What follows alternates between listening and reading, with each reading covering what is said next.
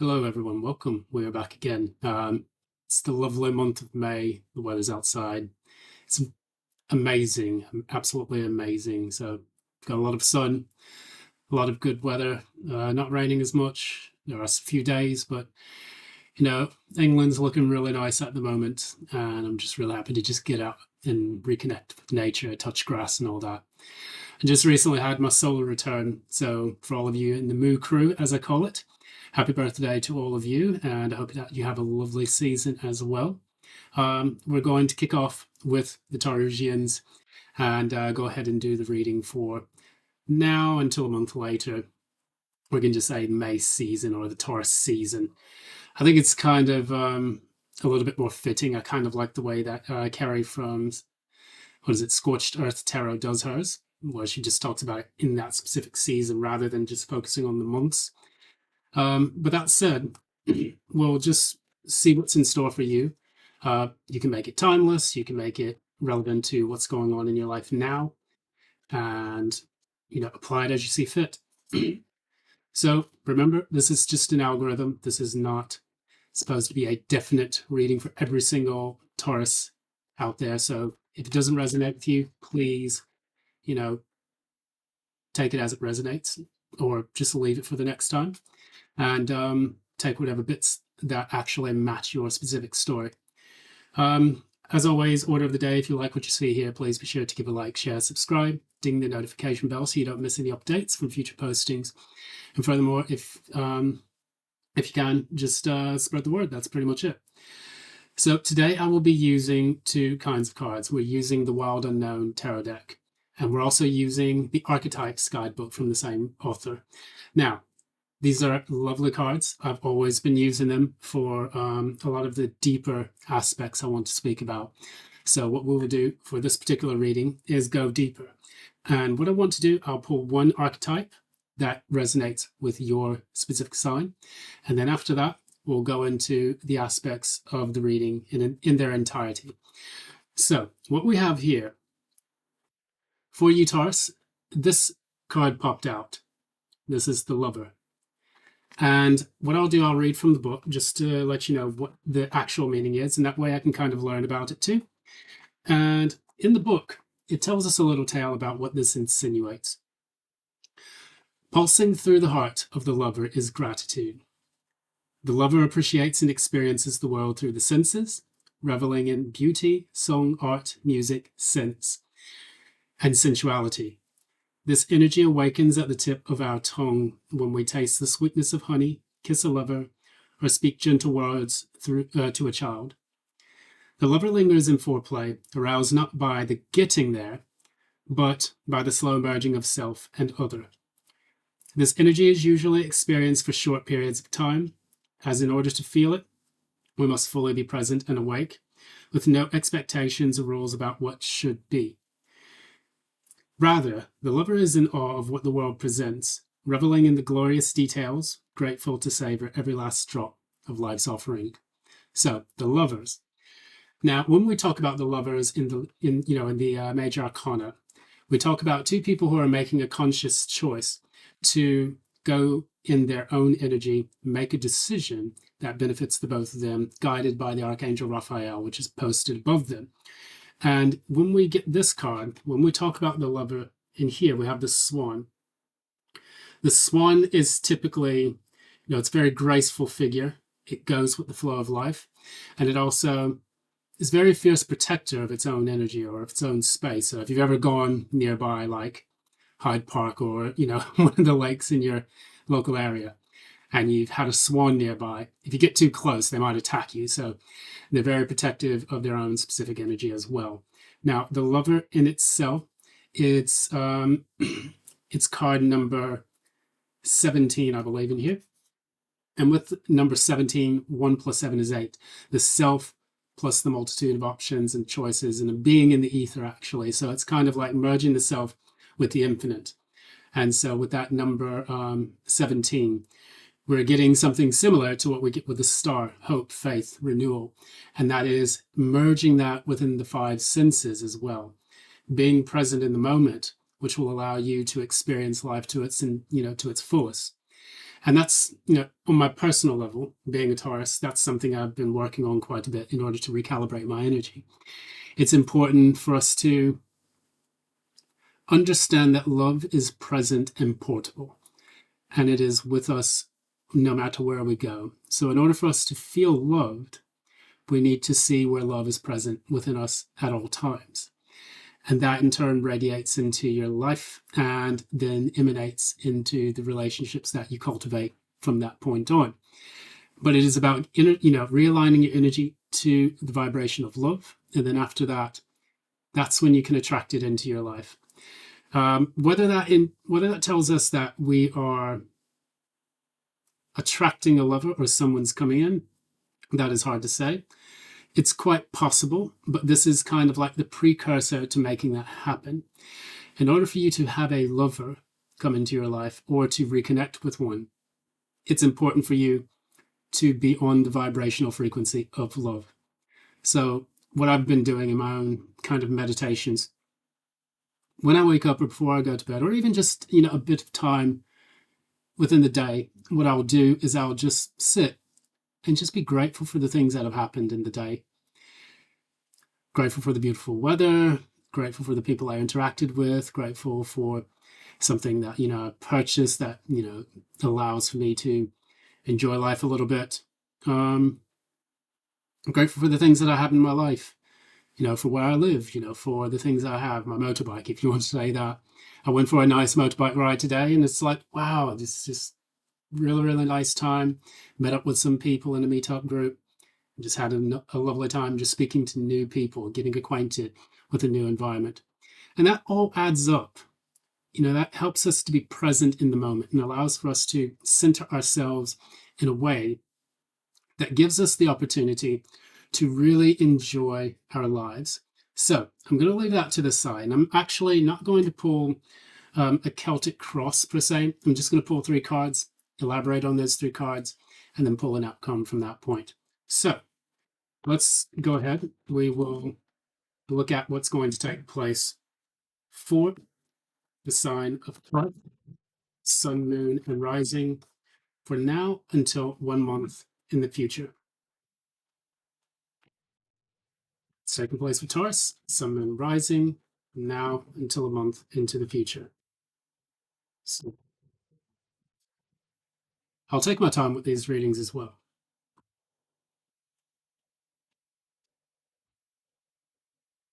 Now, Wild Unknown Death, it's taking place for Taurus from now until a week later. It's taking place for Taurus, Sun, Moon, Rising from now until a month later. Okay, and last one is okay. So what we have here, bit of a tricky reading. In the recent past, what you've been doing, you're reflecting on the kind of very difficult challenges that you've had to face. With the 5 of Swords, we talk about people who have betrayed you, stabbed you in the back, people who have been very difficult in your life, people who have tried to win at all costs. This has been a very challenging period for you when it comes to matters of the heart and love. And I think that you have this archetype card because you're now getting into the energy of loving yourself rather than getting into the chaos of relating to other people, because swords are communication. Communication takes place within as well as with other people around you. And so in doing so, you are giving yourself the ability to reflect on what has taken shape in the recent past in your life. It has probably been a very difficult past for you. You've had to deal with people who never met you halfway, people who never wanted to connect with you in a way that was reciprocal, additionally, fair or just, because we deal with cards like Justice, which deal with the swords as well. Very air. Well, okay, forgot about that. As I'm saying that, we have the Hermit card come out and Justice. So I didn't even see that coming, but with the 5 of Swords, this is kind of going to be the thing that you want to look at. You've gone through your period where it's been quite difficult, You've dealt with people in the Five of Swords, and now you're kind of going into that energy as well. You've said to yourself, you know what? Perhaps it's better if I just pursue the things that I need to and pursue the things I want in life by doing these two things: going out there, getting out of this hermit energy, and then additionally seeking new communications, because you have this black and white cat. Cats are normally indicative of those that are connected to the deep source of the universe. They're very intuitive. They're very independent creatures as well. So I see you kind of getting yourself out there in order to deal with the Five of Swords that you've dealt with in the past. You're now saying, you know what, I'm going to put myself back out there. I'm going to go ahead and try to rebalance and restore my life. I've already learned the lessons that I've needed to whilst I was in the hermit energy. And now I'm going to take that. I'm going to start initiating communication with others. I'm going to start going out there, thinking about my life, and to rebalance so that I can have a sense of justice as well. So now we move into the current and present energy. We have the Hierophant. The Hierophant is in the reverse. That's not a bad card. That's your card, of course. That means, that's Taurus energy, but in the more rebellious sense. It can mean that you're now no longer doing things by the tried and tested method. You are now going into life, proceeding with a very unique manner. And what I think you're also doing is you're trying to go out there and you're trying to explore something new, something brand new that's going to relate to you. You're breaking free from the chains of the old ways of doing things because you feel that has put you in this type of energy where people have been able to, stab you in the back, cause problems for you, cause issues. Now you're rebelling against all of it. And you're saying to yourself, you know what? I've been doing things by other people's rule book. And now it's time for me. Step back. Look at what I've been doing with my life and find out that the tried and true method of going out there and connecting and communicating with people has not served its purpose. So I'm going to be rebellious against, if we have to do all of society, then I'll do things on my own. I'll live my life to my own, the beat of my own drum. If you want to say it that way. Well, try this again. Exactly. So what I'm getting here, you are now stepping into the art of rebellion. That is a very good place because a rebellion is indicative of the sign as well, which is Aquarius. This is the star card. We have the Queen of Wands in the reverse. You're moving from an energy of feeling like you lack confidence or feeling upset and angry about things that took place in the past, and you're now channeling it into something that's going to guide you into a much better path. So with this star, moving from the Queen of Wands in the reverse to the star, it's like you're taking away from the times in which you lacked the confidence to pursue your own path. And you're going to the star card, which is you finding your new path, which is going to be much, much better for you. When you finally find this path, it is going to be your true north.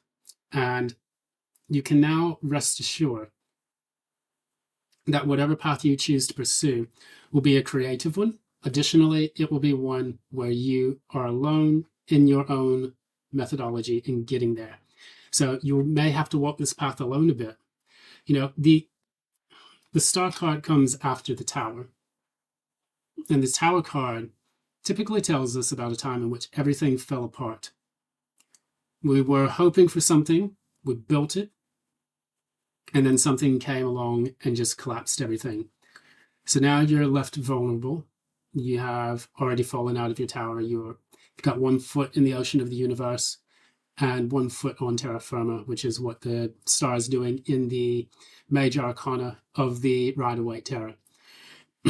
We then start to see ourselves, we look towards the heavens, we start to ask the questions, what are we supposed to do? It's like we have that communication with the universe, which then you start to see that glimmer of hope, that flicker of that true North Star that is going to guide you into the next phase of your life, which once you find it, you then go into the 18, which is the Moon card, which it may not seem like things are going to work out.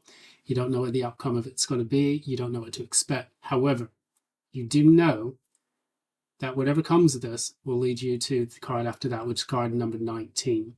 That is going to be, okay, let me double check, make sure I've got this right. Okay. Yes. Okay. Card 17, card 18. Yeah, 18 is Moon. 19 is going to be the Sun. So that is going to be when things start to come to you, and it's going to make a lot of sense. I'm hoping I'm getting that right. Double check for me if you need to. So what is your true number?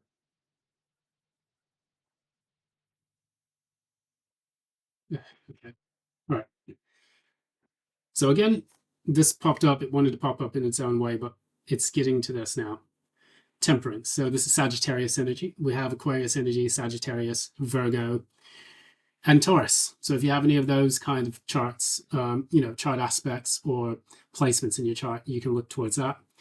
Temperance is all about finally getting healed, back to best. This kind of complements the star card quite good, or quite well.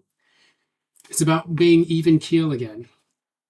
And in order for you to do this, I see you tapping into that lover's energy where you are saying to yourself, okay, I look towards the external to find what it means to be a lover. But can I do that for myself? And can I actually treat myself with the same love that I would give someone else? Can I wake up each day and be happy to be alive? Can I wake up each day and be happy to carry on, even through the difficult periods? Can I be back to best where I feel that my energy is fully balanced? And can this allow me to be back at peace?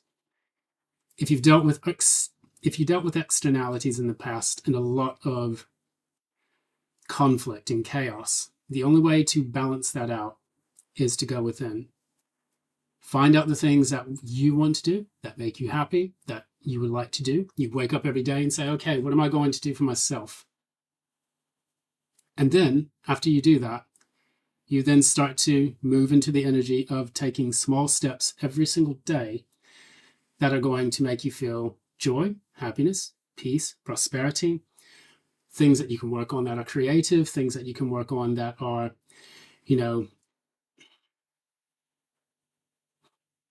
adventurous even. I'm getting that. Because we do have Sagittarian energy here, the only way to balance out chaos is to get back into things that make you feel happy.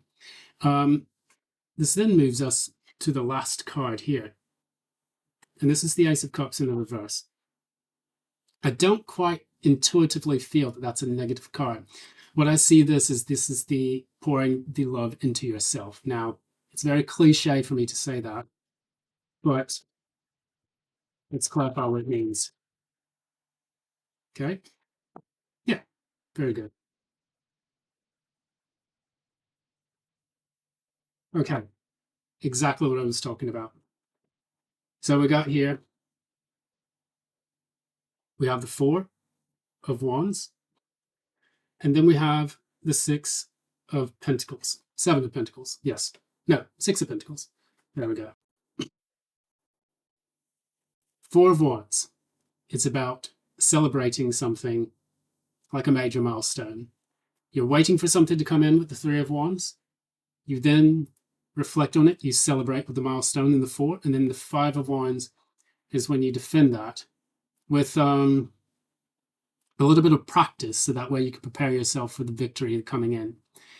So in order for you to have this victory in matters of the heart, you're going to have to look at the Four of Wands, celebrate the milestones that you have achieved. Once you start pouring that energy into your own self, you're then going to find that you have a lot to look forward to, a lot to celebrate. And then with the Seven of Pentacles, with the Six of Pentacles, it's like you'll start to notice that there's an equal give and take with the people that you deal with. So for example, with the Four of Wands, you're kind of stepping into a conduit, because this does kind of remind us of a conduit here. A portal, a gateway into peace and prosperity. Now, in order for us to prepare for that, in the Six of Wands, that we would find, of course, we go into the Five of Wands, which is the practice that we need in order to take the right actions, take the right steps in order to get to that Six of Wands, and then later defend it in the Seven. Now, with the Six of Pentacles, it gives us the energy that we are now starting to understand what we value. Things that we value, we'll be able to work on those, build those more until we get to the Seven of Pentacles. Things that we no longer value, we'll be able to dispose of those and get rid of them, so that way we clear the way for a proper, how can I say,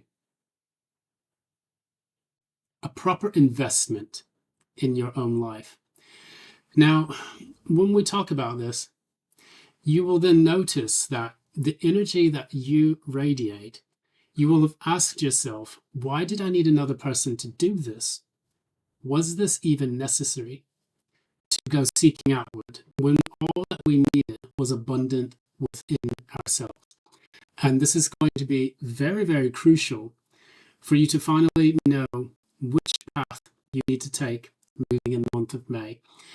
Now, this path has come up quite a bit in your readings, and I do think that it's important that we continue to stress that, because this is how Taurus as an individual is going to allow themselves to persevere through all of the hardships. But additionally, the endurance that you have will finally move yourself from the chaos into peace and happiness. You're moving away from the negativity into the positivity, and it's going to move mountains for you. And I think the outcome of all of this is going to be something that you least expect. What's the outcome for Taurus? Interesting. Very good. So what we've got the Five of Wands, which is what we just talked about. The Five of Wands is that preparation for the Six of Wands, where you receive your victory. It is the practice, the dedication, the studying, the training, passing the life lessons that you will get to. And it's supported by the Ten of Wands as well, which came out. So in essence, you may at times feel like, why am I doing this on my own? Wouldn't it just be easier to just have someone? You may fall back on old patterns, like getting a little bit of devil energy in that. But you know that what you're doing is strengthening you. It's preparing you for that final victory. And in doing so, I think that what you will find is that your life becomes lighter, becomes easier to deal with. You find that your happiness, you'll wake up, you'll be in an energy of happiness already. And it's all about conditioning the mind to do this.